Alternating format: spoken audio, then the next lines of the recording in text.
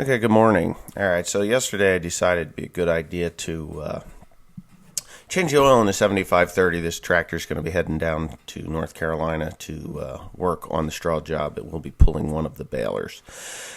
And, I watched Millennial Farmer change the oil in his sprayer, and he had an extraordinarily large amount of trouble. So I decided to just throw my camera up there and see if it was going to be the same issue. I've never had one stick quite that severely, ever.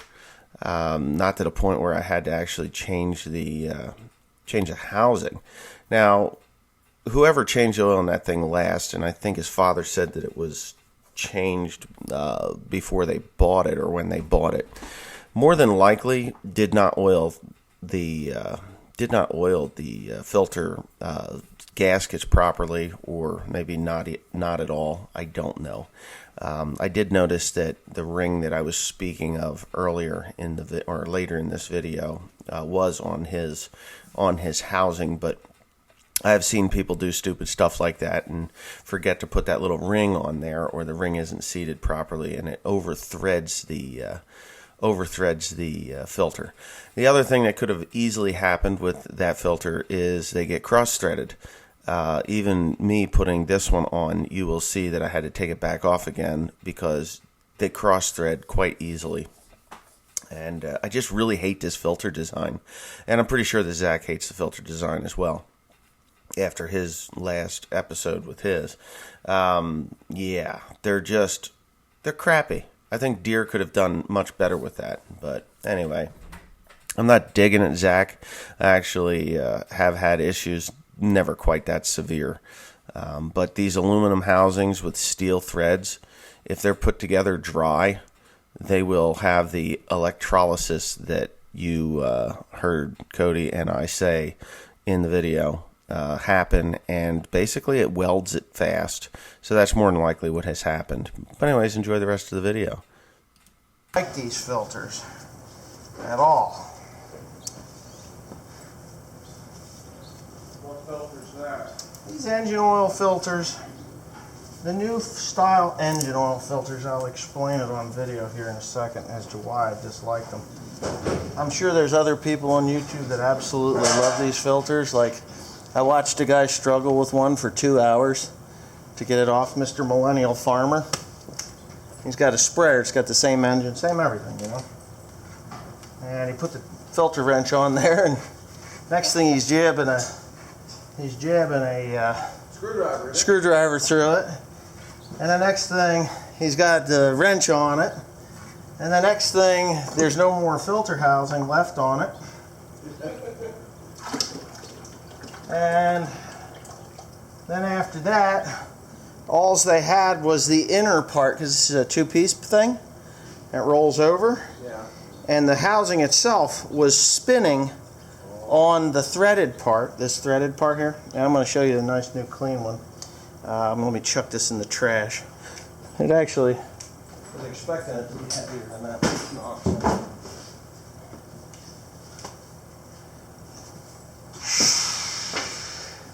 And then he ended up cutting it off with a cutter. They chiseled at it a little bit. They had a pipe wrench on it. They beat on it. His father and him beat on it. And I found the video to be very entertaining, to say the least. There's this little plastic doodad here, which they do not give you with the kit, with the filter. Now, it doesn't do anything. This does not seal anything. What it does is it keeps you from screwing the threads on too tight. Yes, so if someone had done that and didn't put this little funky thing on there correctly, that would cause your filter housing or your filter to seize fast without this little guy here. So whoever took the filter off of that housing, if it wasn't on there, when they changed that oil, then that's the reason that damn thing didn't come apart. That's why that filter did not come off of there very easily. Are we going the wrong way here, Leslie? What are we doing? No. That's correct. That's correct. Okay. So if you bought the new housing and you didn't get your little rubber doodad on there, you're going to have the same problem next time you change your oil. That's just what I'm saying. I don't know. I didn't see it on there in your video, but you can watch me do mine and say, oh, that's why it didn't work. So anyway, the reason I hate these filters is because they don't seat on the top. They have two seats. One on the inside, and this tiny little dinky ring here that seats over this nice little aluminum piece there. You have to lubricate it. I'm going to go get some lubrication. Ugh. I always used old oil. Actually, the shop teacher always told us to use old oil. I never told us to use nice new clean oil, right? Yeah. Always use the old oil. Yeah, that's what they said. I don't know why, what the significance to it is, what it does, but so you also want to oil those. And then some people will fill the filter. It's not necessary.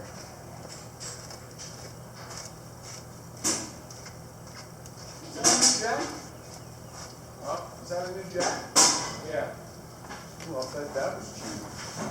Now why in the hell that little bastard wasn't where it belongs now? I get to take it back off again. This is another reason I absolutely hate these filters. Hate them. I bet they're direction. I bet there's a space on this son of a bitch. It's just so.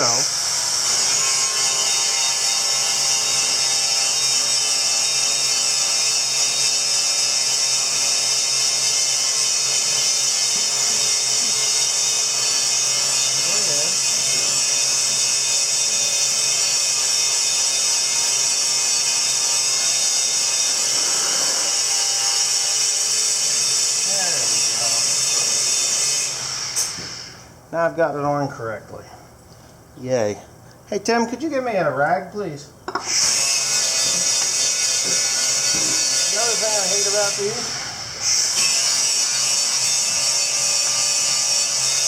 is it's a steel filter onto an aluminum housing. If you know anything about steel and aluminum.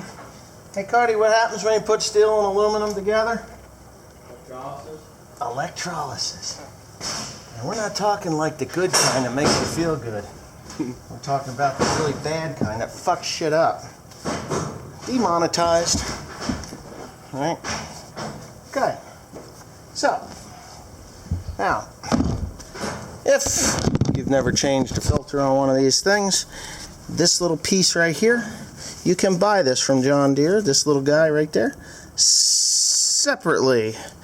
If it's not on there, you over thread it and it seizes fast, especially if you over thread it. So, and it's designed, they've got it so it threads just so that John Deere pops out this side. The other one was like that, this one's like that. So now I get to put a shit ton of oil in this thing. It takes like 7 or 8 gallons for a 6.8 liter. Are you done doing your job? Yes. Good.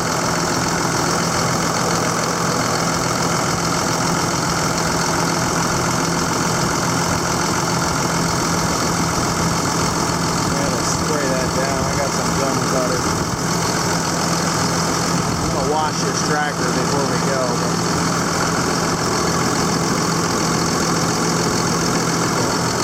Okay, so the Baler tractor has had, or this tractor has had, the 7530 has had its engine oil changed. I do have to change hydraulic filters. Hydraulic oil was changed last year, and I just got to do that bit of doctoring there. This tractor is not running this Baler. This tractor will be running one of the Crones. Yeah, one of the Crones. Can you believe it? So anyways, with that being said, as you can see here, the power takeoff shaft is now missing. The previous owner, we had some issues here. Cody had to weld that up, and all the giblets to it are there. Of course, there. Put new guide bearings in the pickup so that they're nice and tight. They were really bad, really bad. We threw them out. I don't know, maybe they're under here, but I'm not going to mess with that. Put a new jack on there. Cody just got done welding that thing up, and we discovered that this universal joint was, of course, smashed.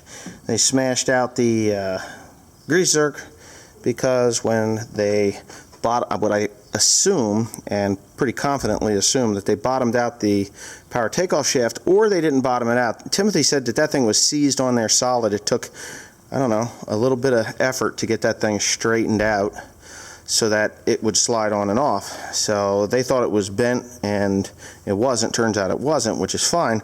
But when that isn't greased, it doesn't slide, and it puts a lot of pressure on the drive line, causing, what the hell, where is that thing? He's got it around here someplace. What'd you do with the drive shaft? That big power takeoff shaft? On the grease. Okay, so, yeah, on the grease.